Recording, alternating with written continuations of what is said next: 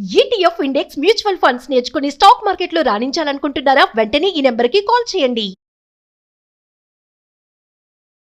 నమస్తే, welcome back to Suman TV. Present మనతో పాటు ఉన్నారు తోడు నీడ ఆర్గనైజేషన్ ఫౌండర్ రాజేశ్వరి మేడం. నమస్తే మ్యామ్. నమస్తే రవీణ. మేడం, తోడు నీడ ఆర్గనైజేషన్ గురించి మాట్లాడుకుంటే మీరు చాలా వీడియోస్లో అక్కడక్కడ కొన్ని పాయింట్స్ చెప్తా ఉంటారు. నాకు కాల్ చేస్తారమ్మ, వీళ్ళు కాల్ చేస్తారు, అసలు దారుణంగా మాట్లాడతారు, అలా అడుగుతారు, మాకు ఇలాంటి వాళ్ళు కావాలంటారు, ఆవిడేమో నాకు అలాంటి ఆయన కావాలని అంటది, అంత ఆస్తిపాస్తులు ఉన్నాయి అంటూ ఉంటారు కదా.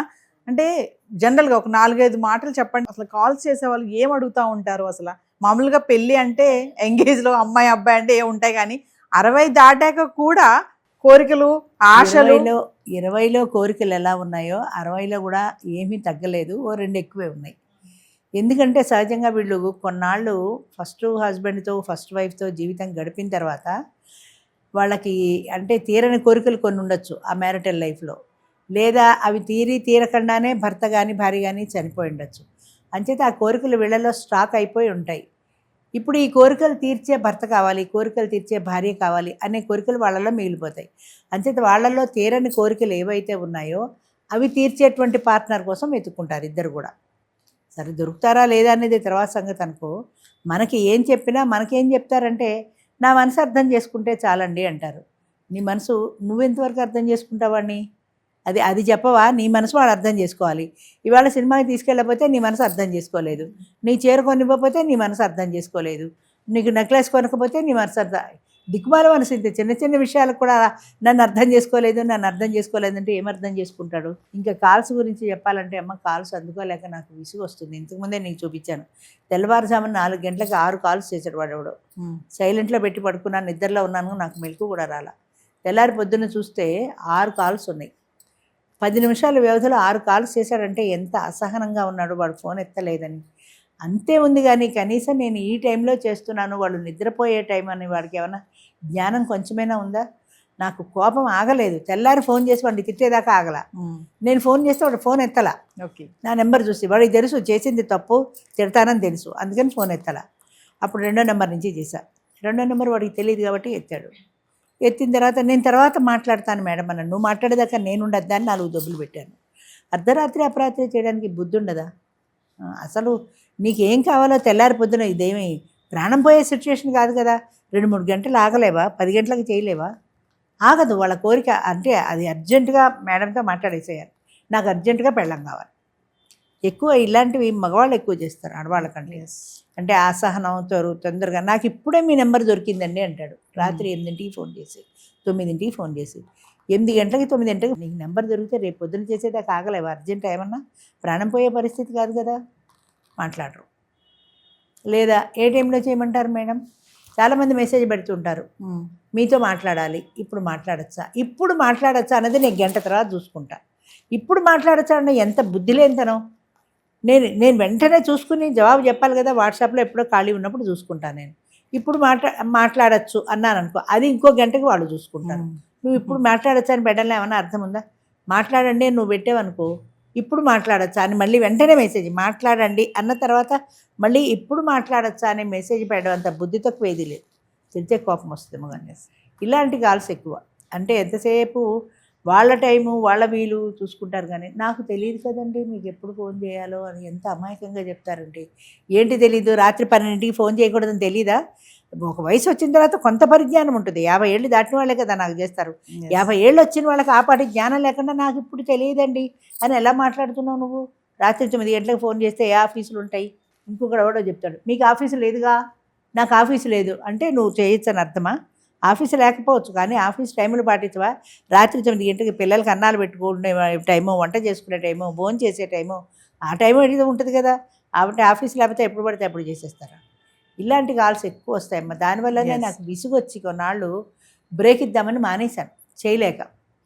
నేను బ్రేక్ ఇచ్చిన వెంటనే 4 పుట్టగొడుగులాగా మెదిలిపోయి పెట్టుకున్నారు. సంతోషమే కాదని నేను అంటా, కానీ పబ్లిసిటీ ఏమిచ్చారంటే మేడంకి బాగా లేదు, ఆవిడ గుండె కోసి ఆపరేషన్ చేశారు, ఆవిడ మంచంలో ఉన్నారు, ఇంక ఇప్పుడు ఆవిడ చెయ్యరు, తోడున్నడా చెయ్యరు, మా దగ్గర రండి. డబ్బుల కోసం అవసరమా ఇది? లేకపోతే నిజంగా సేవ చేద్దామంటే తోడు వచ్చిన వాడికి 1000 రూపాయలని ఎలా పెడుతున్నారు నాకు చెప్పు?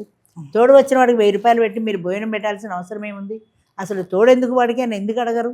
వాడు మీకు ఏమైనా డాక్యుమెంట్లు ఇస్తున్నాడా? ఇవ్వటం లేదు. అలాంటి వాళ్ళందరినీ ఎందుకు పిలుస్తున్నారు? డబ్బుల కోసం. ఖచ్చితంగా నేను చెప్తాను, ఈ 1000 రూపాయలు అడిగే వాళ్ళందరూ డబ్బుల కోసం చేస్తున్న వాళ్ళే. డబ్బుల కోసం కాకపోతే తోడొచ్చిన వాడికి 1000 రూపాయలు ఎందుకు తీసుకుంటున్నారు మీరు? వాడు పోయిన వాడు కావాలంటే బయట చేసి వస్తాడు, మీకేంటి సంబంధం? అసలు వాడిని పిలవడమే తప్పు కదా. వాడి డాక్యుమెంట్లు ఉండవు, ఏముండవు. వాడు వచ్చి ఎవరితో మాట్లాడతాడో, ఏ ఫోన్ నెంబర్లు వేసుకుంటాడో తెలియదు, ఇంటికి వెళ్ళి ఎలా మాట్లాడతాడో తెలియదు. తోడు నెడలా మేము పరిచయం చేసి వాళ్ళకి ఇష్టమైతే తప్ప ఆడవాళ్ళ నెంబర్లు ఎవరికి ఇవ్వము. సాయంత్రం 5 నుంచే నాకు ఫోన్లు మొదలవుతాయి. పలానా ఆవిడతో మాట్లాడదాం అనుకున్నానండి, ఆవిడ వెళ్ళిపోయింది, ఆవిడ నెంబర్ చెప్తారా? మరొక విషయం మేడం, మీరు స్వయంవరం అనేది కూడా కండక్ట్ చేస్తూ ఉంటారు కదా, ఎలా అసలు అది ఆలోచన ఎలా వచ్చింది మీకు? స్వయంవరం పెట్టాలి, ఆ ఏజ్లో వాళ్ళకి కూడా స్వయంవరం పెట్టి అందరిని ఒక దగ్గర కూర్చోబెట్టి మాట్లాడించాలని. ఎట్లా వచ్చిందంటే అమ్మ, మ్యాట్రిమోనియల్స్ సాధారణంగా 20 నుంచి 40 వరకు ఉంటాయి.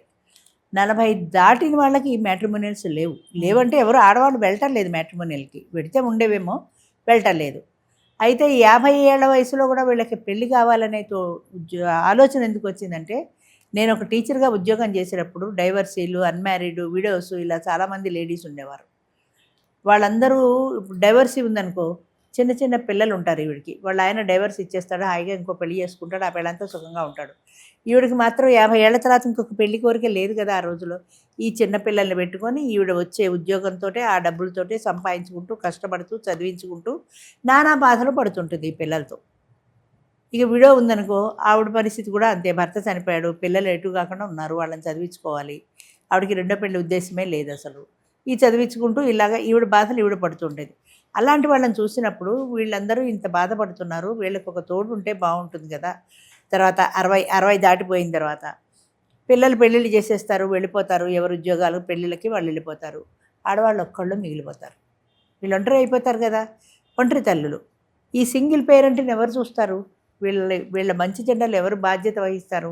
పిల్లల దగ్గరికి వెళ్ళలేరు, వీళ్ళు ఒంటరిగా ఉండలేరు, రోగమో రొచ్చో వస్తుంది, ఓ టైఫాయిడ్ జ్వరం వచ్చింది, 10 లంకణాలు, కప్పు కాఫీ పోసే దిక్కు లేదు, వీళ్ళు ఎలా బ్రతకాలి? అంచేత వీళ్ళకు ఒక తోడు ఉన్నట్లయితే ఇద్దరు కలిసి కష్టమో సుఖమో పంచుకుంటారు. అంచేత ఆయనకి ఆవిడ తోడు, ఆవిడకి ఆయన తోడు. ఆయనకి బాగాలేకపోతే కనీసం హాస్పిటల్కైనా తీసుకెళ్ళగలుగుతాడు, ఆవిడకి బాగాలేకపోతే కనీసం ఓ అంబులెన్స్కైనా ఫోన్ చేయగలుగుతుంది. ఈ పాటి మనుషులు కూడా లేక బాధపడుతున్న వాళ్ళు ఎంతోమంది ఉన్నారు. ఇలాంటి వాళ్ళకి ఒక తోడు కల్పించడం ద్వారా ఒక జీవితం వస్తుంది అని ప్రారంభించాను. ప్రారంభించినప్పుడు ఏదో 5-6 వచ్చారు, లేడీస్ రాలేదు. ఎందుకంటే సోషల్ స్టిగ్మా వల్ల చాలామంది లేడీస్ ముందుకు రారు. ఒక 10 సంవత్సరాలు కష్టపడాల్సి వచ్చింది అంటే ఈ లేడీస్ రావడానికి. 5 10, 10 15, 50, 100, 200, 300, 325 ఇలా 300 వరకు పెరిగారు జనాలు. అంటే వచ్చే ఆడవాళ్ళ సంఖ్య కూడా పెరిగింది. అయితే ఇప్పుడు ఇలాగ ఈ పిలకలన్నీ మొదలెట్టిన తర్వాత తోడొచ్చిన వాళ్ళకి 1000 రూపాయలు, ఆడవాళ్ళకి 1000 రూపాయలు, అది ఇది అన్న తర్వాత కొంతమంది జనం డైవర్ట్ అయిపోతారు కదా, వాళ్ళ దగ్గర పెళ్ళి అవుతుందేమో అని చేస్తారు. ఒక ప్రబుద్ధుడు విన్నాను ఎక్కడో, నేను ఏదో అడిగాడు ఆయన, ఎవరో కావాలని అడిగితే ఈయన ఏం చెప్పాడంటే, నాకు 10,000 ఇయ్యి, 10,000 ఇస్తే ఆవిడ నెంబర్ ఇస్తా, లేదా ఆవిడతో మాట్లాడి నేను చెప్తా ఏ సంగతి. మాట్లాడినందుకు 10,000. ఇది డబ్బు సంపాదించడమా, సమాజ సేవ? నేను అడిగేది అది. సమాజ సేవ చేసేవాడివి నువ్వు 10,000 ఎందుకు అడిగావు? ఇప్పుడు నేను కూడా 1000 రూపాయలు పెట్టానంటే వాళ్ళకి భోజనం పెడుతున్నాము, తర్వాత పని వాళ్ళని అద్దెకి తీసుకుంటున్నాము, వాళ్ళకి డబ్బులు ఇవ్వాలి, ఈ ఖర్చుల కోసం చేస్తున్నాము. డబ్బులు మిగిలితే అది తోడు నీడ అకౌంట్లో వేసి, నేను చాలాసార్లు చెప్పాను, ఇది ఎల్వి ప్రసాద్ దాంట్లో ఆపరేషన్లు చేయిస్తున్నాం, కన్ను ఆపరేషన్లు. అది ఈ డబ్బులు మేము దానికి ఖర్చు పెడుతున్నాం, మీలాగా జేబుల్లో వేసుకోవటలా. 10,000 ఇస్తే నెంబర్ ఇస్తా, 10,000 ఇస్తే ఆడదానికి చెప్తా. వాడు కూడా చెప్పాడు, నేను సమంతకి చేస్తాను, దిల్రాజు గారికి పెళ్లి చేస్తాను. పాప ఆయన పెళ్లి చేద్దాం అనుకున్నాడు, వాళ్ళకి పెళ్ళిళ్ళు అయిపోయాయి. అంటే వాళ్ళకి పెళ్లి చేస్తే బాగా లక్షల్లో డబ్బులు వస్తాయని. డబ్బు సంపాదన తప్ప 60-70 ఏళ్ళు వచ్చిన వాళ్ళల్లో కూడా వేరే వ్యాపకం కనబడలేదు అసలు. అది నేను ఖచ్చితంగా చెప్తాను. Thank you.